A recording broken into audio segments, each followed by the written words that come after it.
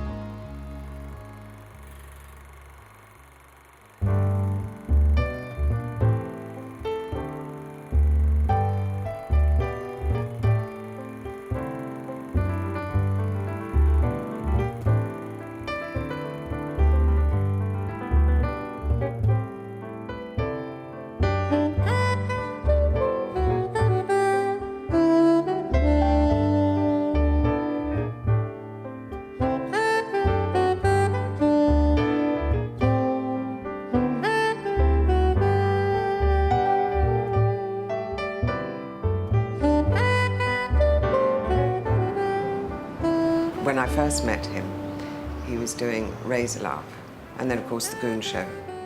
I would think I probably laughed more with him than anybody I've known in my life.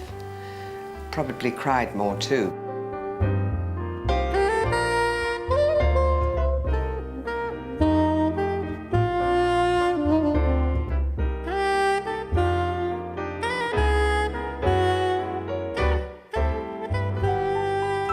He always said what he saw himself as it was a big, fat, jolly boy. And he was really very fat. Well, he's about 14.5 stone, I think, then. He had sort of long, wavy hair. He used to wear these huge suits with great, wide shoulders. I think he looked a bit like a spiv, really, you know.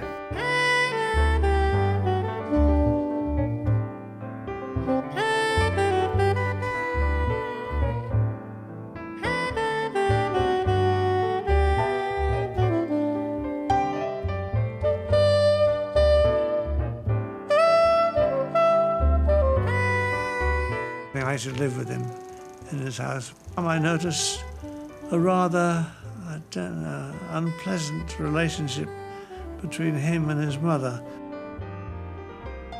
I used to sleep on a lilo by his bed. I spent half the bloody night blowing it up, and it spent the rest of the night going down when I slept on it, so I'd end up on floorboards. And he'd say in the morning, Peg, Peg, Peg. She'd say, what is it, dear? Can I have some breakfast, Peg? And I realized that he was doomed for a heart attack through sheer lack of activity. He'd always sit and never stand.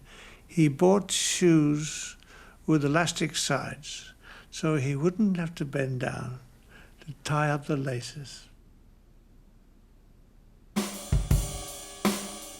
He was really instrumental in getting me into the BBC. He was very kind like that. Now then, what were you straining for, Bottle? It's my new correspondence course in muscle type development. Pull tug, wrench, lift, wiki wiki wiki.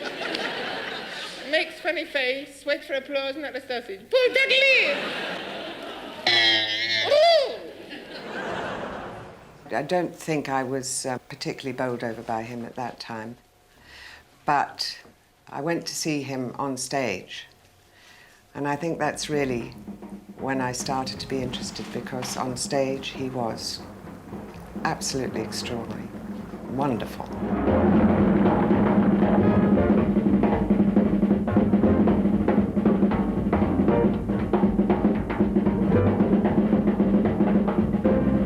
I used to do, as they say, stars of stage, screen and radio. I used to do Peter Lorre from the Morty's Falcon, you remember? And I used to do Humphrey Bogart and Peter Lorre and Sidney Greenstreet. My God, sir, you are a card. You really are a card. Stop twisting my arm. You're hurting my arm. You're hurting me. So a selection of those. It's to Tommy Hanley. Well, isn't that nice? What is it? It's me lodger's leavings. Well, I'll go to the foot of our set. TTFN. What does that mean? He said, Teta for now. No, she said, YTYTK. What's that? She said, you're too young to know.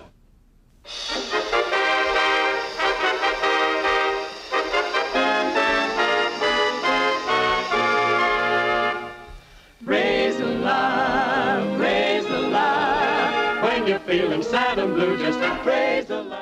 And then I got into a show, eventually, with Ted Ray, which was one of the best things I could have ever done. Don't give in, try and pray. Don't be like a passport photograph. That man taught me more about timing and the business than anything or anyone so far. And raise a laugh. I used to suggest characters, and Ted would suggest characters for me to play, and we'd improvise around them. Come now, my boy. That's nothing to cry about. It's not that sorry. I'm crying because my holidays are over. Holidays, eh? Where did you go? Paris, the city of love. Crystal Jollybottom. Now, she was an old sort of child lady in the tradition of Mrs. Mop. And she used to say, her catchphrase was, "Oh, you sauce box. Oh, dear, what have you been up to, Mr. Ray? You know, oh, I don't know. Should have talked like that." And we had a character called Serge Soot, who was a sort of Russian character who spoke with an accent something like the periwitches on the Warwall of Morozerwarski's periwitches at the Nero exhibition are a very, very good word, especially if you are looking at the periwitches listening to the music at the Saturday and Taraway.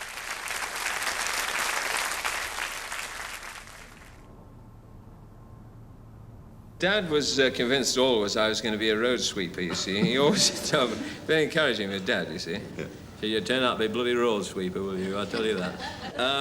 When I first went up to Bingley in Yorkshire, where Dad's people came from, Dad used to be the organist at Bradford Cathedral, you see. A young lad, you see. And to be in the stage business, you know, was all sort of sinful in a way, because they were farmers and whatnot, you know. When he was teaching me to play the banjo, legend had it that he taught George Formby. I don't know whether he ever did, actually, but he used to boast about it. Anyway, he probably did, actually, because he was quite good on guitar and whatnot.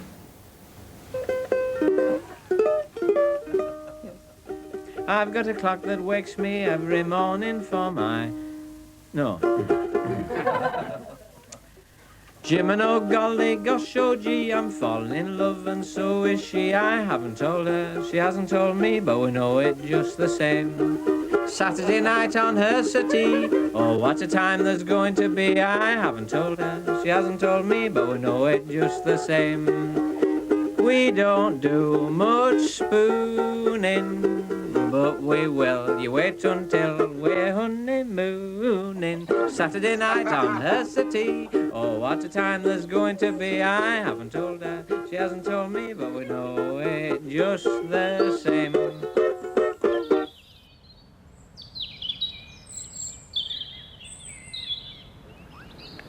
You got your sock full of spaghetti ready, Echo? Yeah, I'm keeping mine warm. Ah. I got it on.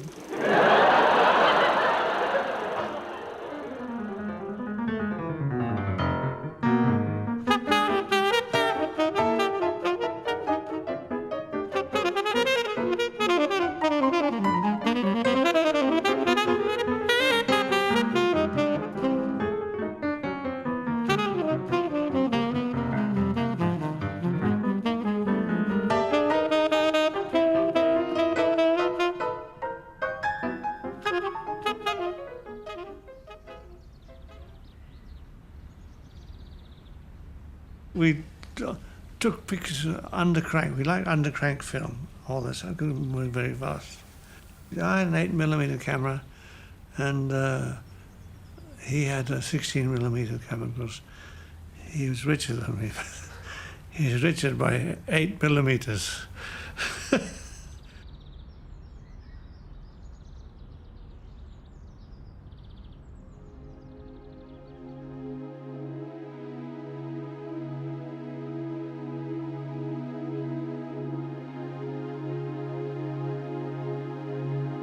He wasn't very happy with me acting. I think he was such a possessive person that, in fact, he preferred me to be around the whole time, so he never really liked me acting. He never really liked me going away anywhere.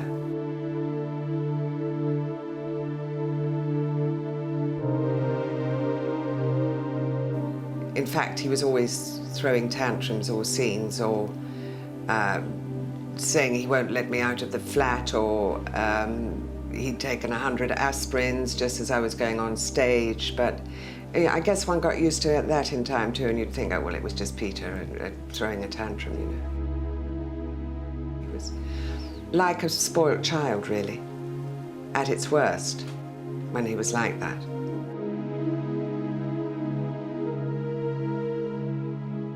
Of course, Peter then was only a goon star. He was not a film star.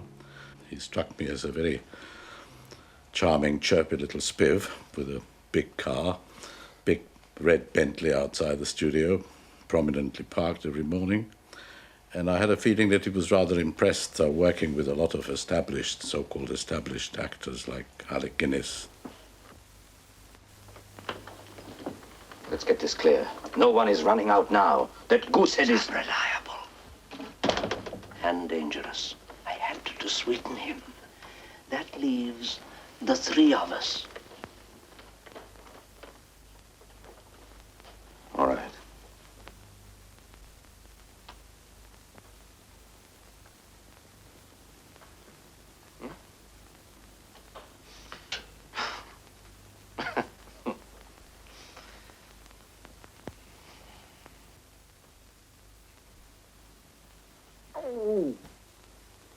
He gave me and the others a special farewell present, which he had recorded on a tape. He was an interviewer. He played the interviewer. He interviewed Alec Guinness, myself, and so on, and he acted all the voices, and it sounded exactly like all of us, not like Peter Sellers. How do we know we can trust her to do it right if she don't even know what she's doing? I tell you, I hate little old ladies. I want it settled here and now. No one is indispensable, Louis. Only the plan, my plan. Do you agree, Medron? Well, I'm with you, Professor. After all, it is £12,000 all round. One round? I'm staying with Ma. I'm staying with Ma. I'm staying with Ma. What do you say, Louis? I want it settled here and now. At the end of the film, he came to me and said if I could help him to get another film part.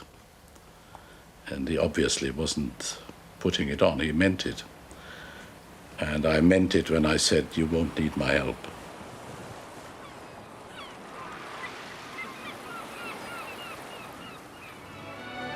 You are the angel glow that lights a star, the dearest things I know are what you are.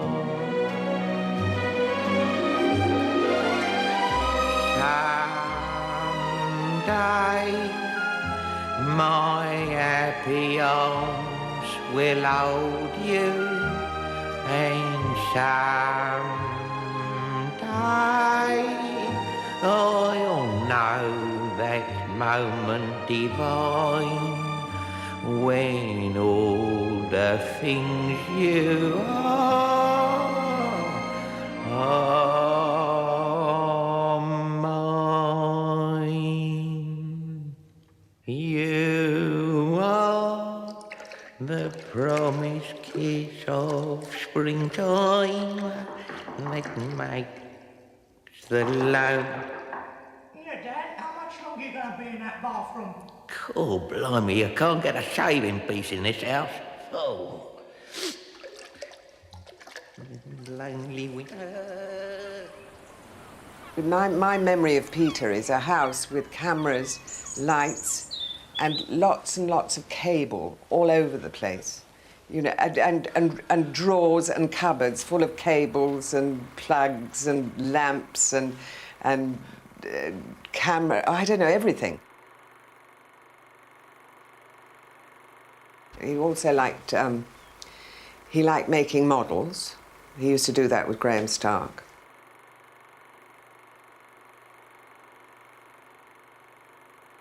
I think we had the entire American battle fleet built, plastic models, and he would ring up and he said, Revels have just bought out the US Saratoga. We haven't built that, have we? I said, no, we haven't.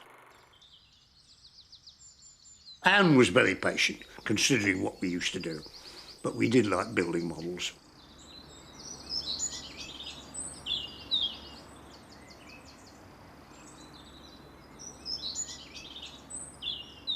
He also liked trains, any toys that went round in, you know, that you could press a button. And again, gadgets, you see. He said it was for Michael, but actually I think it was for himself. We've gone into colour. Well, how do you do, sir? How very nice of you to call round. I hope you're interested in one of these super Isettas. They're absolutely tip-top. And I can assure you absolute economy in petrol consumption. Would you like to get in, sir? Please open the door. Just pull down, that's right. Open it up, and in you get. Try the driving position. I'm sure you'll find it absolutely first class. Absolutely. Now, just close the door, that's right. They're lovely little things, you know. Road holding is absolutely superb. Now, close the door, that's right, sir. Isn't it? You see, you get a lovely rear window, plenty of view, you see. You can see all around. And, I wouldn't climb on the back, sir, if I were you, please, because it's not actually intended for that. I always remember him with a light meter, and I always remember this light meter dangling, because I was light meter height, and they were always there. Just a few moments. Jolly good luck. Thank you very much.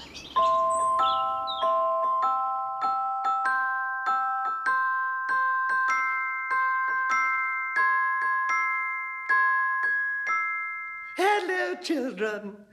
Here is your music for today.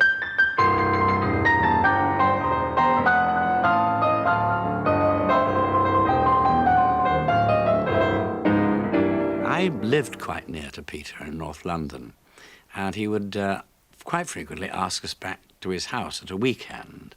He had intercom practically from one room to another, and he was into tape recorders, which we're going back now to sort of mid-50s. He used to enjoy this business of, he'd get his ukulele out and he'd sing a song, like, "You're the cream in my coffee," and he'd sing it with the ukulele or something, and play it back at the wrong speed, and we got all that chipmunk stuff, which was terribly childish, but it absolutely fascinated him, and he roared with laughter at all this.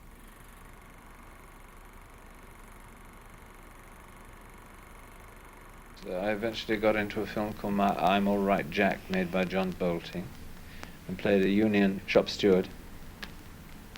And won the British Film Academy Award.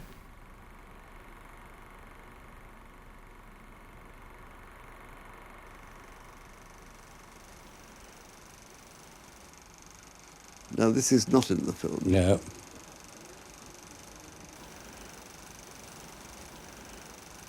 But of course, he loved playing around, Yes, didn't he? yes. He loved toys. Now, look at that now. He would have worked, really, wouldn't he, as well, if he had been in the Hal Roach, Chaplin, silent films, the Buster Keaton stuff. Oh, yes. He'd been as successful as he is now with his invention.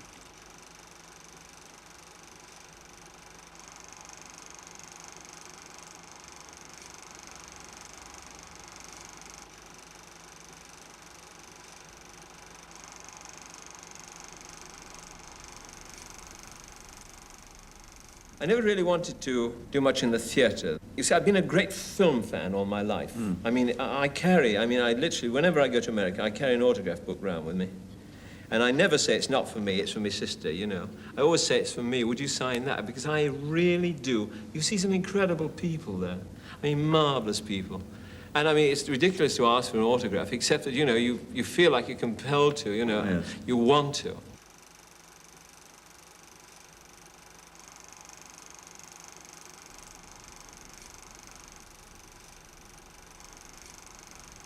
We were not asking him to play the role of a goon.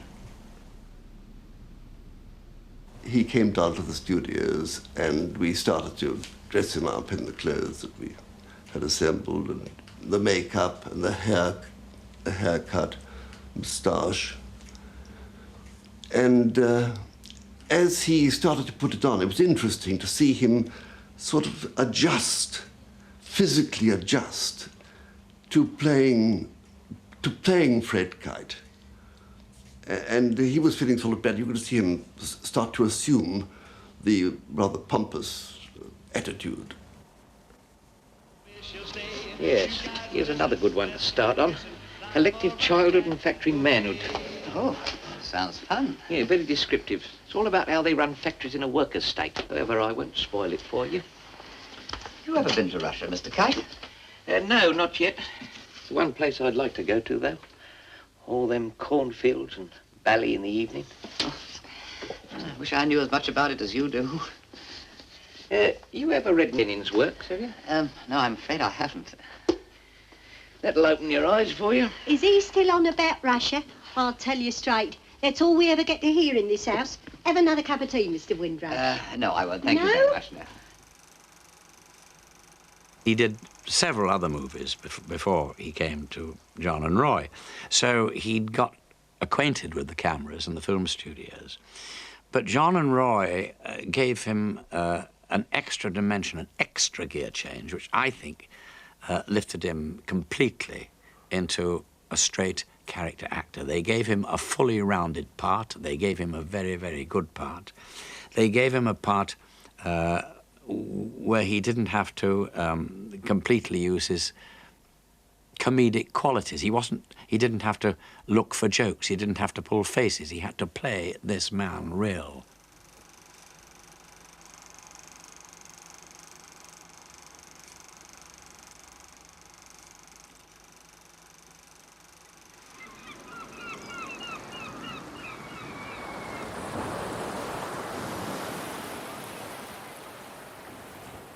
People have compared you, I suppose, inevitably with Alec Guinness, that in The Mouse That Roared you played three characters, and in Kind Hearts and Coronets, Alec Guinness played 6 or 8 characters. Oh, yeah. But how do you feel about this? Well, of course, I'm very proud to be compared with Guinness. Firstly, because I have great, great admiration for him as an actor, and secondly, because he's a very close friend of mine. And I think that I'm very proud to know him and to have worked with him. And to be compared with him?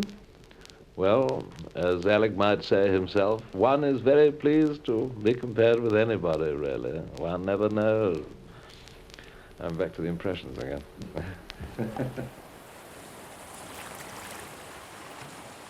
Peter, in fact, was christened Richard Henry. The first child was christened Peter and died before he was a year old. And so Peter, and he never knew quite why, was always called Peter, not Richard Henry.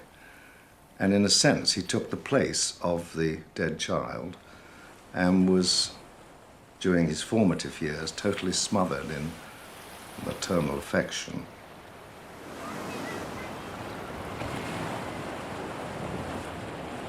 he had been used to this woman that would allow him anything, that however badly he behaved as a child, he was allowed just to get away with it. And I guess he thought, well, I mean, that was instinctive in him. He thought that all women would be like his mother. I've got a clock that wakes me every morning for my train. I've got a corn that gives me warning when it's going to rain. I've had a dream that's coming true. I've got a sweetie in view. I'm as happy as I could be, 'cause I've fallen in love with the girl you see. I haven't told her, hasn't told me, but we know it just the same. Saturday night on her city, oh what a time there's going to be. I haven't told her, she hasn't told me, but we know it just the same. She still calls me mister, but she won't, I know she won't, after I've kissed her. I've got an idea she'll be 1 little, 2 little, possibly 3. I haven't told her, she hasn't told me, but we know it just the same.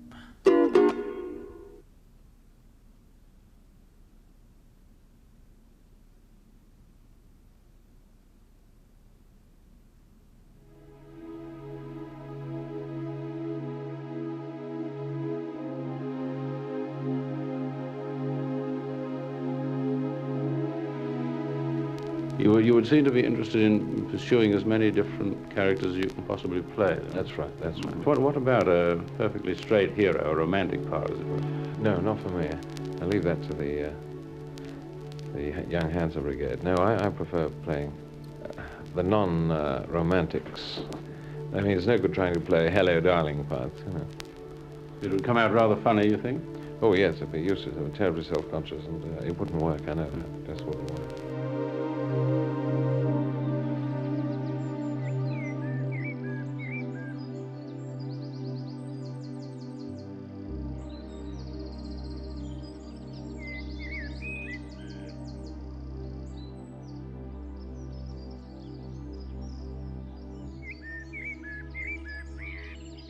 Every character he played, he would bring home. He'd come home as the Indian doctor, or I can't remember the name of the character, or some little Welsh man, or, you know, it's very strange and very unnerving. Bit like living on the edge of a precipice. You weren't quite sure. You weren't quite sure whether he'd be absolutely wonderful when he came home, or if he'd be absolutely ghastly. And you'd have some sort of terrible row.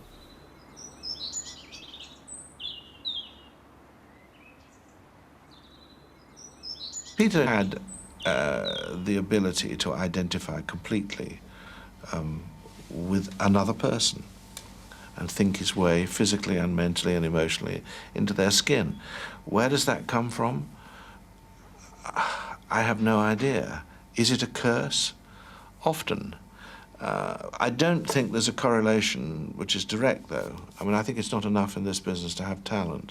You have to have talent to handle the talent. And that, I think, Peter did not have.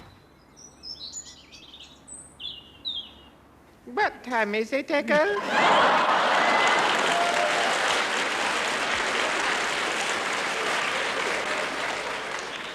Just a minute, I got it written down here on a piece of paper. And a nice man wrote the time down for me this morning. Oh. Then why do you carry it around with you, Echoes? Well, if anybody asks me the time, I can show it to them. It's due to radio that I never got anywhere at all. And so it has a very, very soft spot in my heart, you see. And the Goon Show, apart from doing a lot for, I think, I say this in all modesty, doing a lot for British humour, it's done a lot for each of us individually, apart from which we get a great, great kick out of doing it. It's a great pity it's finished now, but still, it's 9 years.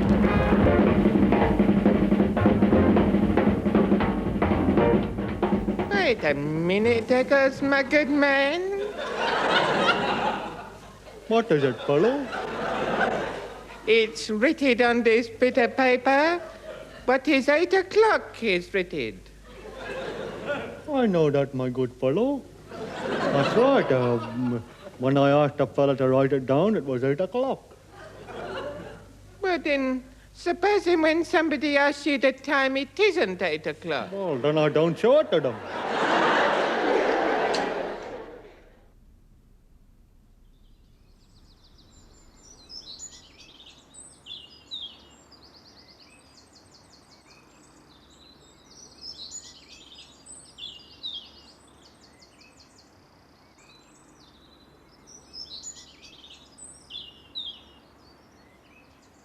We lived in St Fred's, which was a sort of nice suburban house. And then we saw this advert in the Sunday Times for this manor house in Chipperfield. So we went out to have a look at it. And Peter decided there and then he had to have it.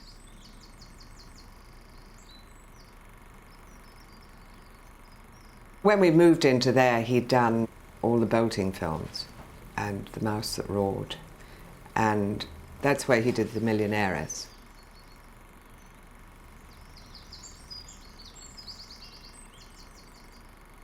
I remember the garden parties. I remember Stanley Kubrick here. They would have been doing Lolita, I would think, or planning Lolita.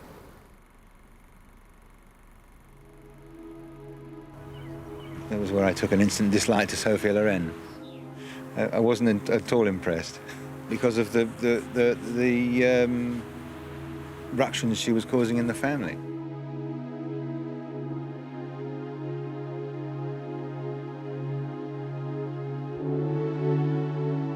But he was living the life of a, shall we say, in inverted commas, a film star. I don't know, we had 4 gardeners and a nanny and a butler and a cook and God knows what.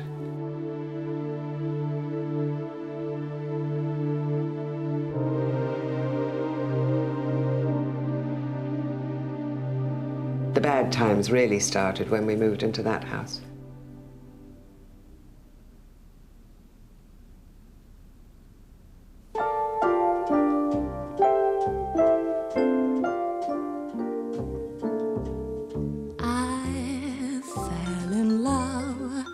With an Englishman, a sweet and simple Singlishman, no Romeo as I had planned, but oh, the thrill when he holds my hand. He dragged me out for a plane trip to go to Rome to see, who's her husband? Carlo Pontier. Then in the evening they took us to Mussolini's villa to have dinner. And at that time I was a very good-looking boy, and she took a shine to me and squeezed my hand. I'm just telling you this from my point of view. But then she was with Peter and all this, but he wanted an excuse to go and see her. And he brought me along as a travelling companion. I think there was an invisible continuum between them. Had the chance presented itself, I think he might have gone for a hook, line, or sinker. Of course, I adored his sense of humor. Every woman did. Those sparkling flashes of wit that were so characteristic, like the... yes, like the time he spilled a cup of tea down his trousers and said... Oh, dear. I've gone and spilled tea all down my trousers. I just think of Englishmen.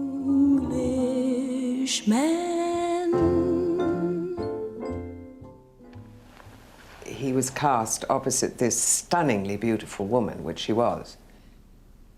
And he became besotted by her. I'm not sure if the feeling was returned, but I mean, he felt it was, and it was very genuine to him. He then treated me as his mother, which I should allow him to do whatever he wanted to do. And he would come to me with his problems about Sophia. It got very difficult. He never wanted to split up. He didn't want to divorce. He didn't want me to leave. He didn't want to make any waves in that way. He just wanted to be able to do what he liked, wherever he liked, and come back and tell Mama what was going on. And I was supposed to be sympathetic to him. Well, it didn't actually work. So eventually, I guess I left. I can remember them rowing before I can remember why. I just remember the noise of them rowing as opposed to what they were actually rowing about, and usually inconsequential, which it was with him. You know, you could say hello the wrong way, and that could get you a tirade if you weren't enthusiastic enough at the right time.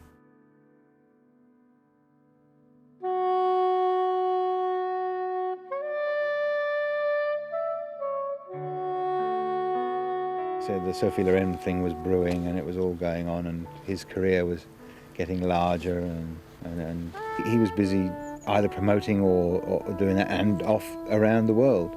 He as a person, you know, he already reached the point where he couldn't walk out the door without being recognised, and I think all that was overtaking him, and we were sort of disappearing slowly into the distance. I remember Sophia Loren saying one day to me, "What is happiness?" So, you know, and I tried to think about what is happiness. And I suppose it's those brief moments that you can that come to you, that you can say, "My God, I'm really happy today," or something's happened, and then it goes. And I suppose, really, if you had happiness all the time, you'd probably get blasé with it. I mean, you'd never appreciate it when it came along. I suppose one lives for the moments, you know. I mean, you know, I'm very grateful to have done well in this business. And having sort of got there, I achieved this sort of aim, and I'm very happy.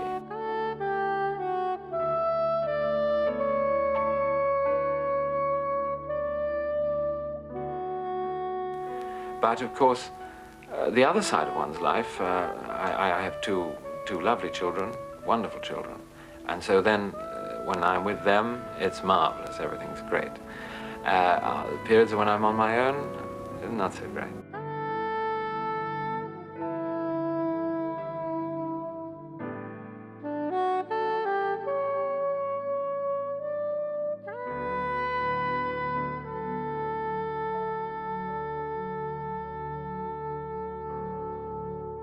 I joined him in January 1961 and continued with him until June 77.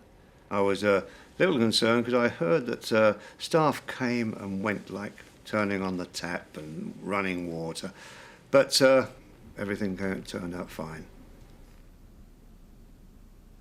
Yeah, I remember in Hampstead, I hadn't been with him that long because he'd moved into there from Chipperfield, and it was during that time he was very depressed because his wife had left him. There were times when I genuinely thought, as naive as I was then really, that he would commit suicide.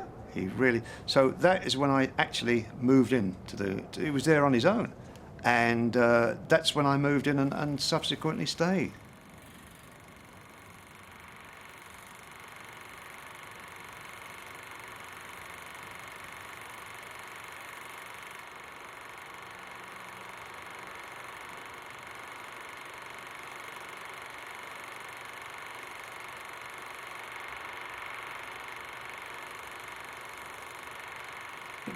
Mr. and Mrs. Forbes, Brian Forbes, used to come up quite a lot and hold his hand till he went to sleep.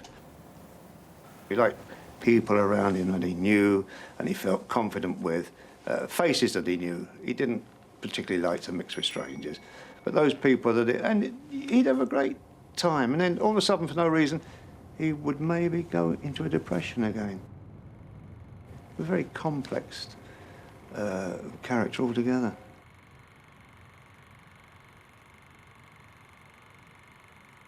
They say that the way to a man's heart is through his stomach. Perhaps you could give us some idea. What sort of food does Mr. Sellers eat? Well, for the 5 months I've been with him, he's been on a diet. He's been on a diet, yes. Any noticeable improvement? Oh, yes, a great improvement. Really? What's he come down from? That I'm not quite May sure. I rephrase that? I think Peter was an incurable romantic. It's perfectly true that he did develop an obsession for my wife, but it was so typical of him that he didn't go behind my back. He came and admitted it very freely in a most bizarre way. An address to William Shakespeare by William Topaz McGonagall, poet and tragedian. Immortal William Shakespeare, there's none you can excel. You have drawn out your characters remarkably well, which is delightful for to see enacted upon the stage. That he was in love with Nanette and wished to marry her, to which I replied, well, you know, I can't fault your taste. How does Nanette feel about that? And he said, rather engagingly, well, she doesn't know. I thought I would tell you first, which was typically Peter. I mean, in many cases, I think Peter was slightly mad, shall we say. While seated around the fireside on a cold winter's night. Thank you, folks. Did you enjoy that? Oh, very good indeed. I'm very glad. Yes. No. Jim and oh golly gosh oh gee, I'm falling in love and so is she. I haven't told her, she hasn't told me, but we know it just the same. Saturday night on her settee, oh what a time there's going to be. I haven't told her, she hasn't told me, but we know it just the same. We don't do much spooning, but we will. You wait until we're honeymooning. Saturday night on her settee, oh what a time there's going to be. I haven't told her, she hasn't told me, but we know it just the same. Thank you very much, Tom. Peter was Jewish on the maternal side. His mother was Jewish, and the family was Mendoza, the great bare-fisted boxer Daniel Mendoza. Good evening. The Antique and Curio Shop. We have with us this evening Mrs. Agnes Sellers, the well-known antique dealer and candle maker, and she's going to give us her opinions of several pieces of antique Georgian silver which have been obtained for Mr. Peter Sellers by Mr. David Mappin. Mrs. Sellers, could you give us your judgment on these pair of very exquisite candlesticks? Would you say they are early, would you say they are first, second, or third George? I should say they were second. I should think about the 17th century. Well, I tell you, in fact, they are George I. Peg was the prime influence in Peter's life, both positively and negatively. There they are, you In see. perfect condition. In perfect condition. And it was a thin divided line between love and hate, the relationship. What would you say that is? Oh, well, that's a Georgian, of course, isn't it? Exquisite piece. George isn't II. that one? And Of in Georgian perfect, silver. Yes, in perfect condition. She would say, I love you, Peter, and he would say, I love you, Peg. But I really love you, Peter. Well, now this I should imagine. I don't know. Of course, I am not an expert. But I really love you, Mother. Oh, I thought you were an expert. No, no. Near And that would go on and build until it became a row. It was very odd to Take witness. that on a callback, would you? Oh, indeed. Yes. You see, most people that you go to Yes. see have these sort of things left to them, Yes. and you can't have all knowledge of things. You have Well, a that little. was actually left to me by arrangement with money. This yes. is a plain tapered coffee pot made in London in 1737 by Francis Tate. Peter, when I meet a well-known actor for the first time, I always feel I know him a little because I've seen him, and I feel I know a little about his character. But with you, you are a complete stranger. Do you hide your identity behind the character you play on purpose? Well, I've got nothing about me as a person that I could put on the screen and say, you know, well, this is what I'm offering. This is my stock in trade, if you like. I mean, because that's all actors got anyway. I mean, I've got nothing I could say, well, let's build up on me as a as a person on the screen. Well, I mean, to see me as a person on the screen would be one of the dullest experiences you could ever wish to experience. But as soon as I can get hold of something, I can get hold of a character or a voice or some makeup or something, I can then use that as a shield, get within it, and hope to make the character live, act as a medium, if you like, and let the character come out through me. Well, I got the impression that Peter was a very, very superstitious man. I lived in Hampstead at the time, and almost opposite my house, Maurice Woodruff lived. Now, Maurice was a clairvoyant and wrote a column in one of the Sunday evening papers, and he was a friend of Peter's. And I used to see Peter's car outside Maurice's house frequently. And I understood at that sort of time that Peter rarely would make a major decision on his career without first going and consulting Maurice.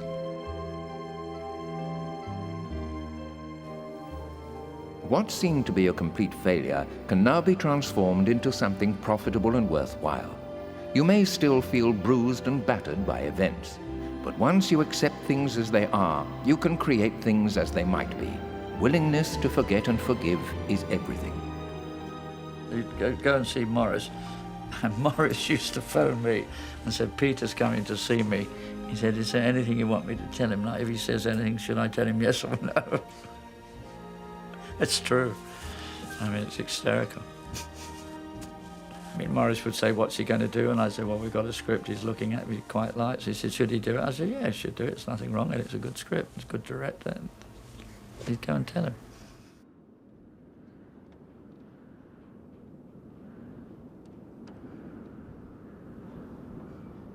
When they tortured you, did you talk? Oh, no, well, I don't think they wanted me to talk, really. I don't think they wanted me to say anything. It was just their way of having a bit of fun, the swines.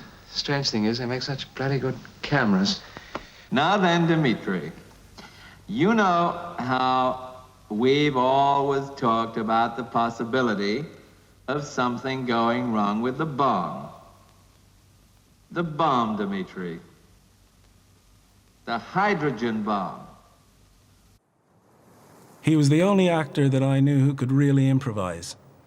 Improvisation is something useful in rehearsal to explore a role, but most actors, when they improvise, stray into a sort of repetitive hodgepodge, which leads them down a dead end. While Sellers, by contrast, even when he wasn't on form, after a time, fell into the spirit of a character and just took off. It was miraculous. On many of these occasions, I think Peter reached what can only be described as a state of comic ecstasy.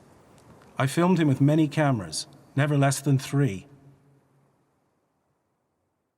Also, when they go down into the mine, everyone would still be alive. There will be no shocking memories. And the prevailing motion will be one of nostalgia for those left behind, combined with a spirit of bold curiosity for the adventure ahead. Ha!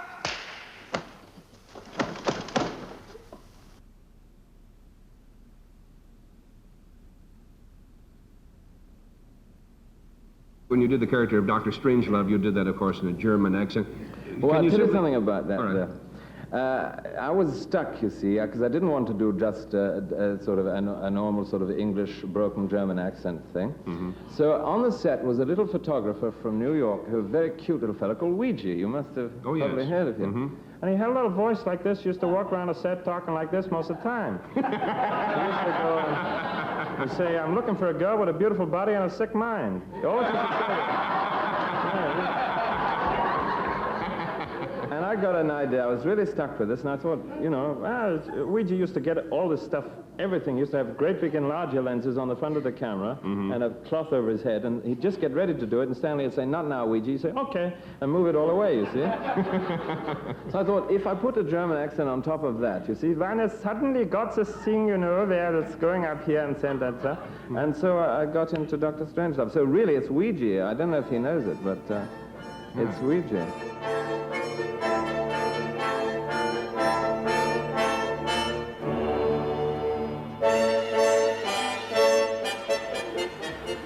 Hello, Hello, Peter. Ouija, tell me something. I've been I'll tell you always... something. I think you're the world's greatest actor. And I worked in Hollywood for about 12 years. With Really? all the great ones. Red Skelton, Gregory Peck, Sterling Hayden. Tell me something. Is Ouija your own name? No. Ouija, I was nicknamed. Actually, it should be spelled O-U-I-J-A.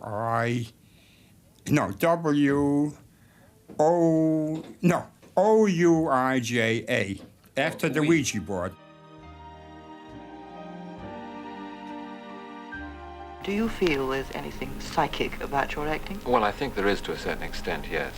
I don't know about my acting in particular, but I think there is, as far as acting goes, certainly as far as people who really delve into characters, because I think that they, when they're searching for the character, they leave themselves open, as does a medium.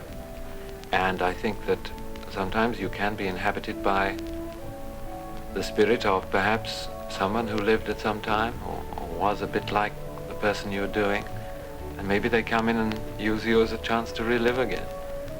Well, this all comes down to a sort of search for something. At the beginning of your success, I think it was about 1954, you did say that you were working to buy an island and live in a state of idyllic happiness. Well, of course. Will you ever buy an island? I don't believe there is such a thing, you see, as idyllic happiness. It seems to me that it's a very evasive thing.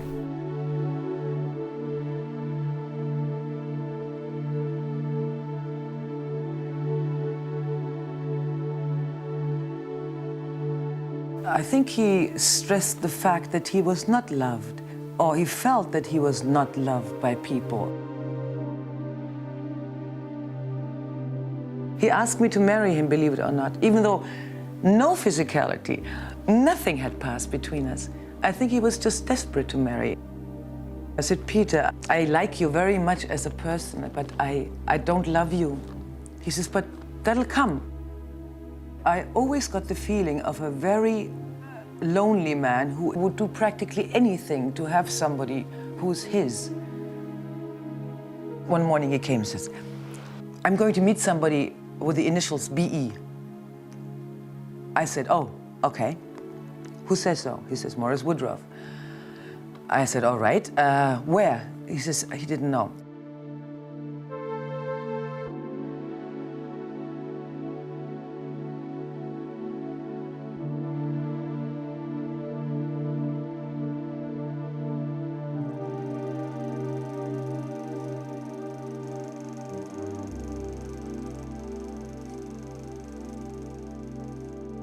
Mr. Sellers, this has been a pretty whirlwind romance, hasn't it, to say the least? Can you tell us the story of how you met Miss Eklund? In brief, I was staying at the Dorchester while I was doing a film, and one evening I looked in the paper and saw Brit's picture that she had just arrived in England. And I thought what I saw was very good. And I thought that I would like to meet what I saw. And so a friend of mine said, how strange, she happens to be staying at this hotel. I said, where? So he said, just down the corridor. So down I go. I said, would you like to have a drink? Or words to that effect. And do you come here often? And things like that. And she said, yes, I'd love to have a drink. So in she came, and I took a lot of pictures of her. And before I knew it, when she went away, I missed her terribly. And I thought, well, you know, this is it.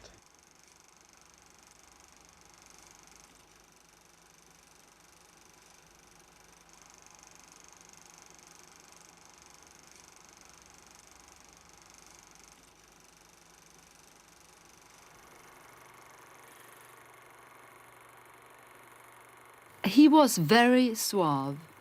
I remember dinners, Trader Vic's, those drinks with straws.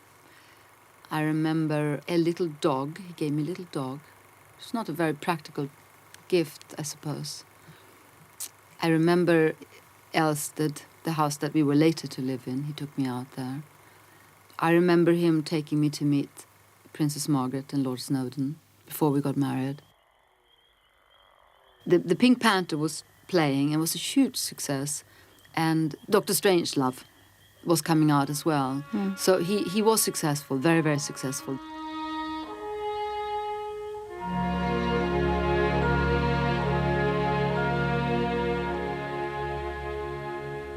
Alone and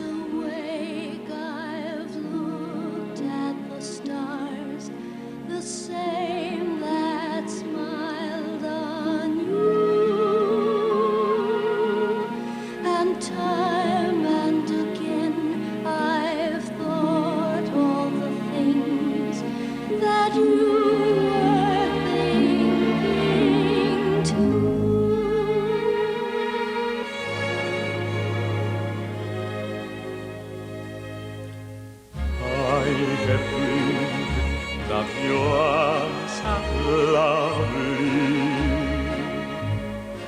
I have dreamed what a joy you'll be. I have dreamed every word you'll whisper when you're close to me. How alone in the glow of evening I have dreamed and enjoyed the view. In these dreams I've loved you so that by now I think I know what it's like to be loved by you. I will love be loved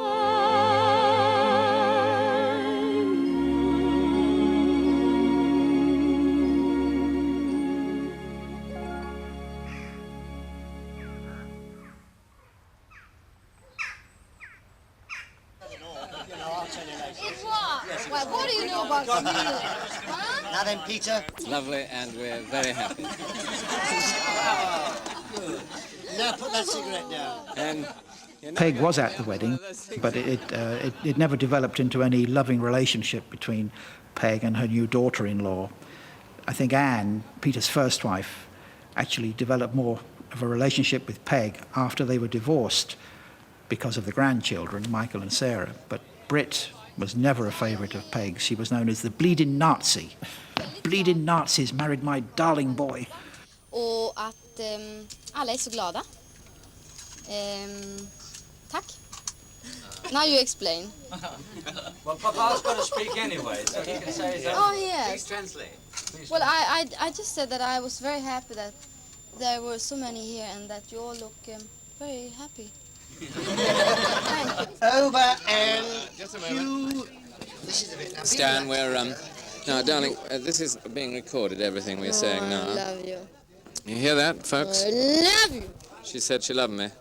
In on pre-striped film, she loves me. She loves me, yeah. She loves me, yeah. When does this tweet start, love? And let's have some music on now, folks. Thank you. I'll put some music on. It's no good music for Christmas, is it?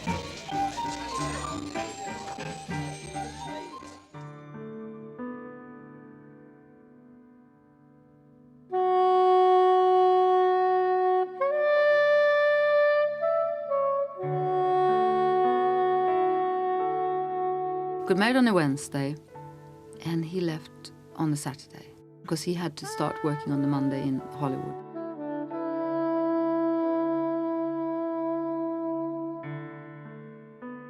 Easter was coming up, his children were going out to spend time with him, and he said, "Can't you come?" I said, "Well, I will ask the film company," and they said no, they wouldn't give me the time off. So he said, "Well, just take the time anyway. I will arrange it, I'll fix it." I knew in my heart, I have very, very good instincts, and I knew when I don't follow my instincts, things always go wrong. And I knew in my heart I was doing the wrong thing. I just knew it. But I wasn't my own woman in those days. So I went, and I mean, it was fabulous being together.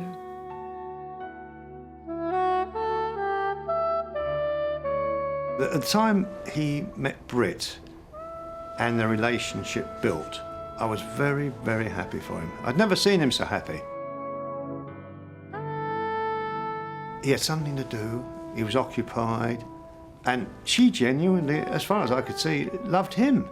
So I thought, oh, this is great, you know, at least it made life a lot easier for everybody around him.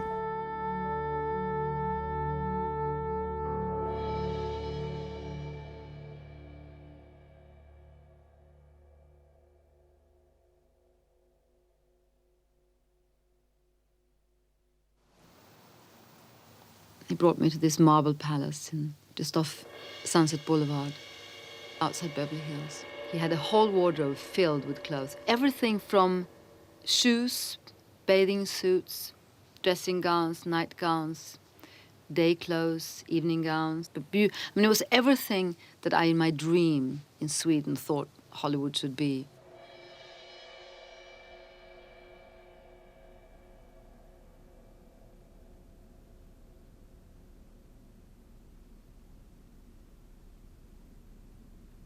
It was all a bit magical because obviously he was being courted by the companies, although he might probably been contracted. They were laying this on, they were laying that on. Everything was like, you know, people were falling over themselves to make sure everything was okay.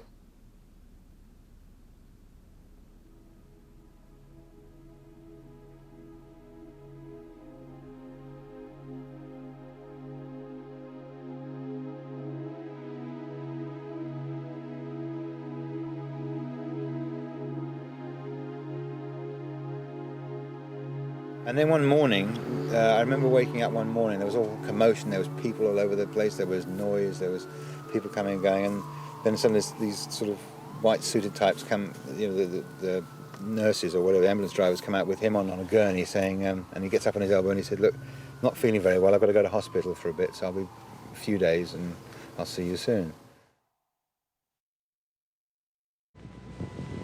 On the morning of April 6, 1964, Peter Sellers was rushed to Cedars of Lebanon Hospital in downtown Los Angeles. Diagnosis, heart attack.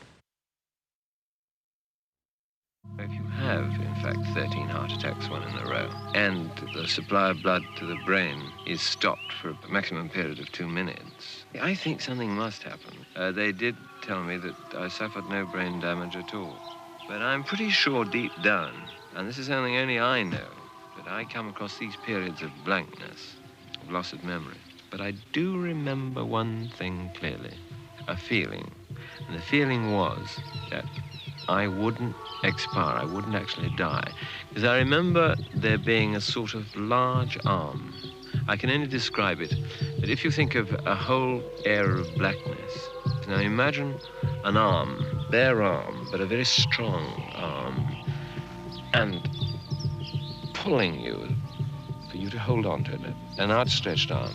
And you hold this arm says, in its own way, you can feel it saying, I won't let you go, I won't let you go. And I held on to this arm, and I knew as long as I had that arm that I wouldn't die.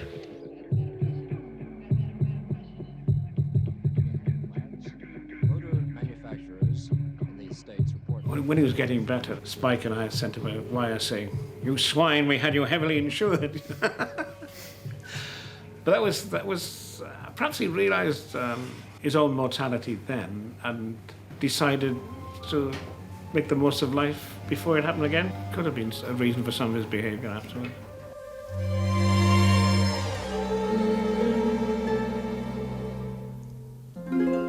There's a song that I recall my mother sang to me. She sang it as she tucked me in when I was 93. Who was that bum? He came back to Elstead, this lovely home in the country, and amongst the guests, Prince Charles himself used to came down to lunch, and they used to, because he was a great admirer of the Goons, and Peter Sellers got together Harry Seacombe and Spike Milligan, I think it was Michael Bentine, and they all came down and had this wonderful lunch where there was guffers of laughter coming from the house, and Prince Charles used to actually do the voices.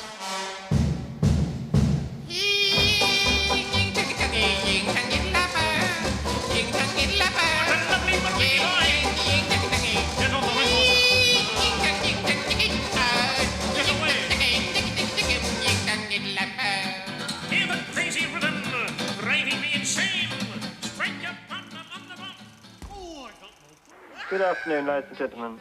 I'm presenting this afternoon in our fresco for the very first time a few successful and highly dramatic quick changes.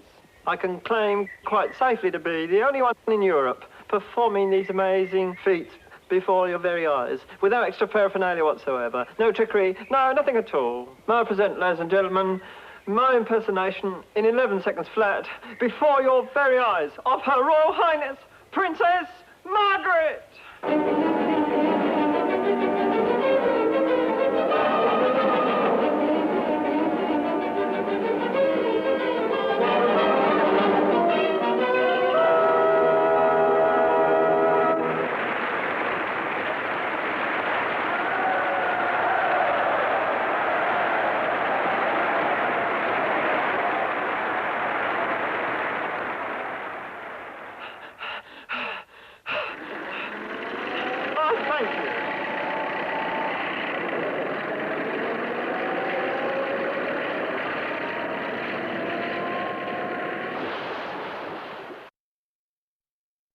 By the time we got back to England that summer, I was pregnant.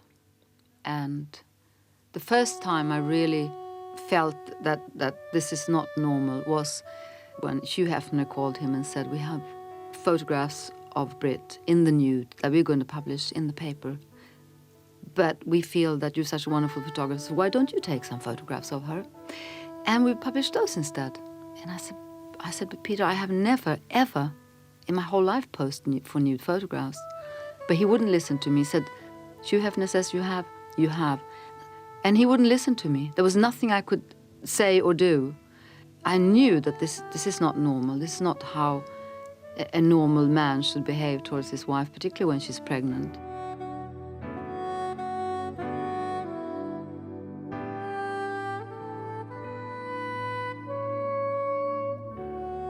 I think it's because he was jealous, and because she was a young, attractive girl, which she was, I think he was afraid that it was going to be taken from him, somehow or other.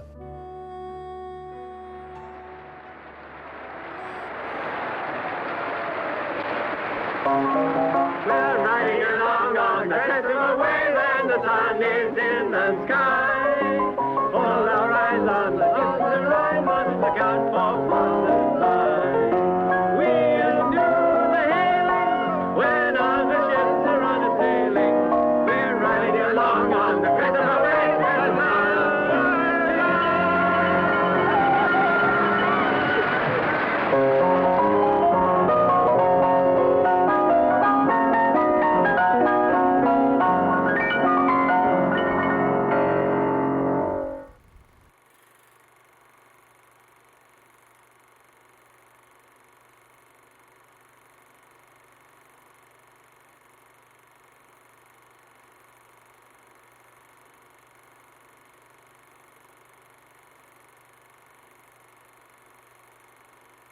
After the Fox was a script that he'd received, written by Neil Simon, and it was going to be directed by Vittorio De Sica.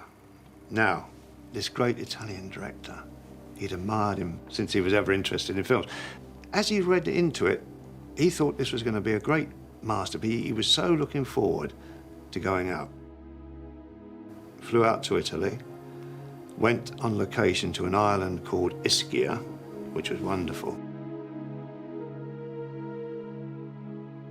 Everything had been working so perfectly. He was suddenly going to do this film with this great Italian director and have his wife on the film, which is something that he really wanted to do, and he was going to make a great big star out of her. And then the whole thing disintegrated, mostly because he became so, well, disillusioned with the whole affair, really. Didn't it wasn't he? Going his way No. as he'd read into the script. It wasn't going to be what he wanted it to be. And he wasn't happy with Brit's performance at all. And so therefore that made home life very difficult.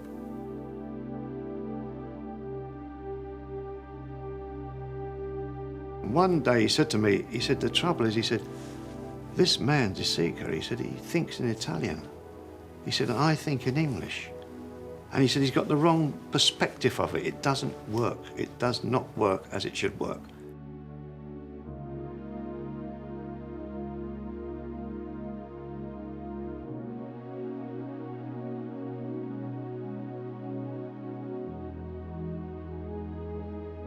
I hate everything I do so much that I always think, well, I'm got to go one better before I die, because, I mean, you know, I don't remember by all that lot. So I always think that there's something left in me. I mean, I know there is. I know there's something sort of in here somewhere that I want to get out. I think probably do it to people like Blake, who really understand me, or Stanley Kubrick, who also understands me, who seems to know what goes on in here. Yes. Yes. It's just when you get with people who say, who can't communicate. And then you think, next time round, I'm going to do it, you know. Next time round, I really do it.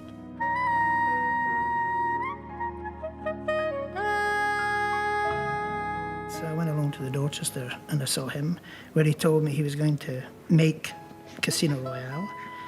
And he would like if I was interested in reading whatever script existed and saying whether or not would I direct it. Well, of course I said, yeah, I'll direct whatever's happening, Peter, and the rest is history. Imagine my surprise when we get onto the set and Peter takes me aside and says, I don't want to appear in the same setup as Orson. I don't want to be in the same setup. I don't want to be seen in the same frame as Orson. Well, I said, well, I mean, that's stupid. I mean, apart from anything else, the whole value of having you and Orson together is having you and Orson together. And that's when we had a fight. He went for me. Absolutely said I had just sort of deserted him and left him alone and was no longer, you know. And he swung a punch at me, you know. So I thought, well, I either swing a punch back or else I'll never live this down. So I swung a punch at him as well. The stuntman came in and separated us. And holding us both apart said, I don't know which one of you to hit. I love you both. So Peter started laughing, made up friends, and he said, look, I'm going off. I just have to make a phone call. So he went off the stage and disappeared for 3 weeks. And I was left with Orson, who every morning said to me, where's our thin friend, Joe?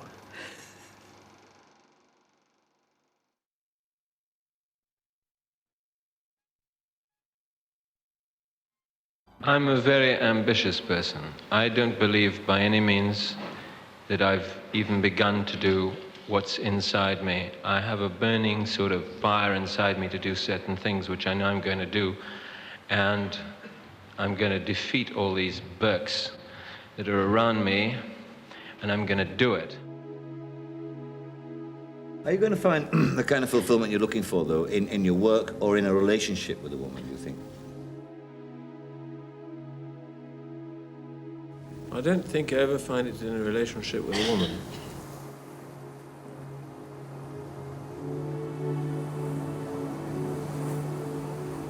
I think he found it very difficult to have a decent relationship. I suppose it probably boils down to his mother, being an only child, becoming rich and famous and never having to, you know, nobody ever saying no to you.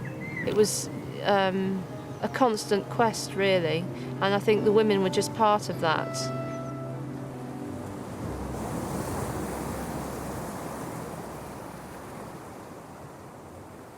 I remember when my mother died, although I have children alive, she was the last close relative. I felt a great feeling of loneliness. I just couldn't pick up the phone and speak to my mother anymore. I felt that a lot. Felt that a lot.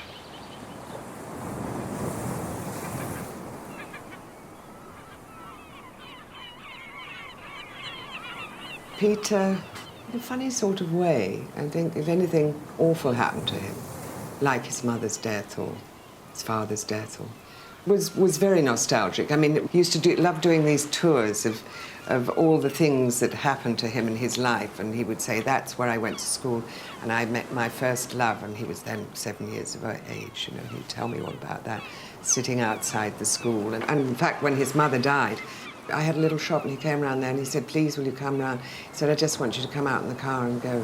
And I had to do a tour of all the old places.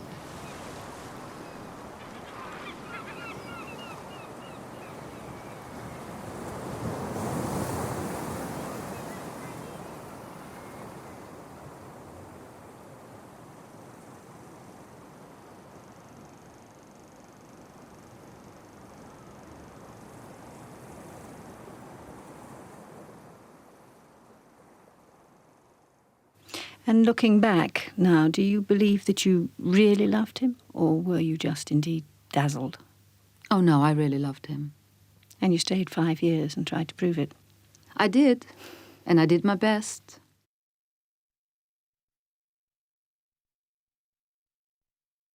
I have been disappointed so many times in people that I've become not, most certainly not bitter, but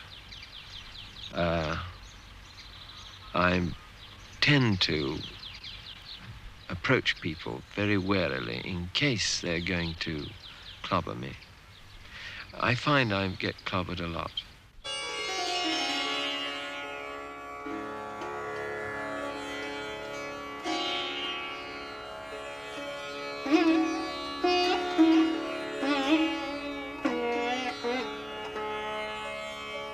He was, you know, trying to hone in on who am I, what is it all about? Peter actually became a hippie around the late 60s and early 70s, and although I'd met him a number of times before, I got to re-know him through Ravi Shankar because he liked Ravi a lot and became close friends with Ravi Shankar, and at that time, you know, I was with Ravi all the time, learning sitar, and we hung out together, the three of us, which was quite an unusual combination.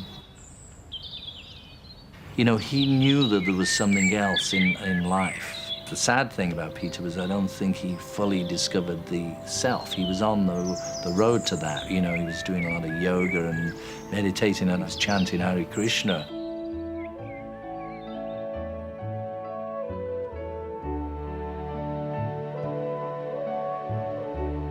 My religion is yoga. I'm a yogi, therefore a person who does yoga. Consequently, I became highly sensitive, highly tuned, and the clairvoyancy that I knew I had within me then started to blossom. Not only did I become aware of feelings, people, plants, ambiances, dogs, cats, animals. When I say I became aware of them, I became aware of their personalities and also unseen people who are not really unseen. They're only unseen if you're not sensitive. But I'm always aware of my mother's presence and many other people.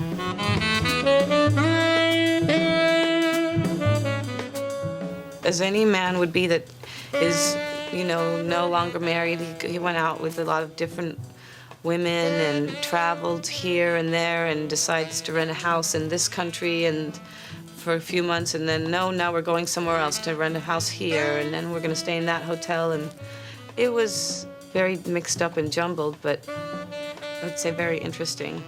All out. Like, we're going all out, you know.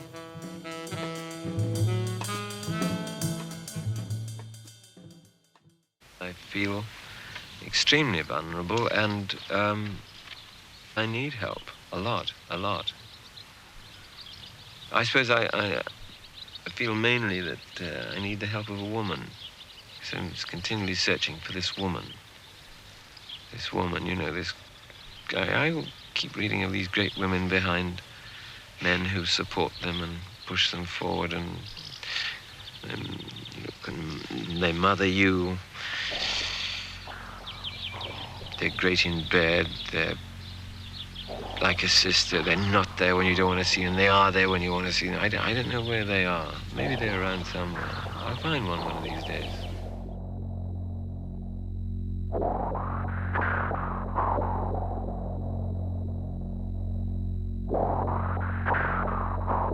I was best man at that wedding, and the bridesmaids were the dogs. And then they went off on their honeymoon. I accompanied them, and we were in the south of France, and we were on this yacht, and this was honeymoon time. And then one morning, we couldn't find him. And then the ship-to-shore phone rang, and it was him. He'd booked himself into a hotel, and he'd left his bride of weeks on the yacht with me, and we couldn't work out why. And he was just, I think he regretted it almost immediately. he regretted it. It wasn't working out, it wasn't him, you know.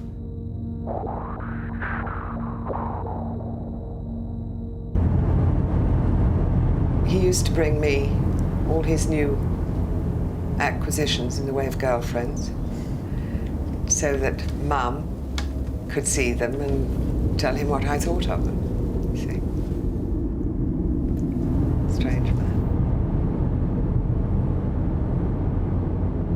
If and when you get married, you'll be the fourth Mrs. Sellers. Does this frighten you at all? Oh no, 4 is my lucky number, my dear. It absolutely. You're obviously not disillusioned with the state of matrimony. The only time I won anything on roulette was when I bet on 4.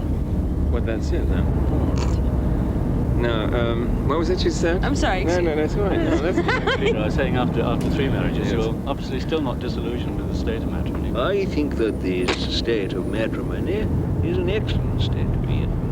And I think if more people thought that way. He was a very complicated man. He believed in soothsayers and fortune tellers. He talked to God.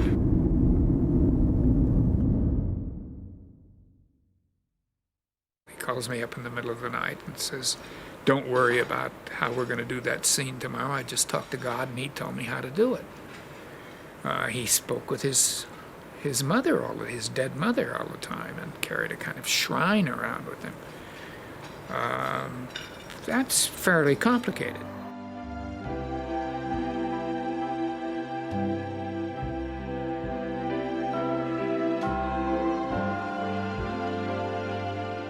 I don't practice clairvoyancy. I mean, I don't give readings to people or do anything at parties or anything like that. It's a very private thing, and I accept the fact that I'm clairvoyant, and I have this other sight which is growing all the time. I suppose eventually I will be able to make ectoplasmic contact with the spirit world, which is a 4th dimension anyway, and that's all it is. I think that he was very facile and terribly talented, so it was not difficult necessarily for him to find a character or to come up with a funny notion and things like that. That was all part of him. But difficult to live on this planet, yeah. I think it was very difficult.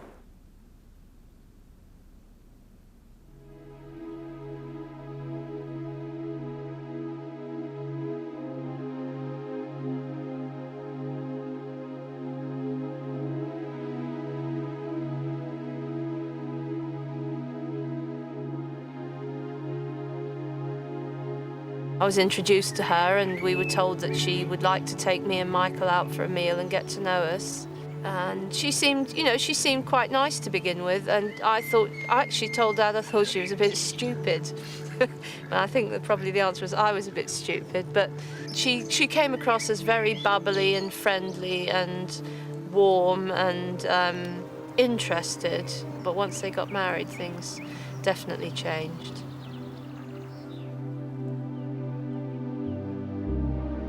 She didn't want to live with him. She wanted to be married, and so they married. That was the beginning. And then I think later on, as he was ill, he wasn't old, but he seemed old, and she nursed him and looked after him, had taken over very much the running of his life. And I think a lot of it was fear, was the fear of having to deal with things himself again and being alone again. And he had alienated so many people by this point that it was very much, I think he saw it very much as Lynn was the one thing in his life, the one person in his life who was there.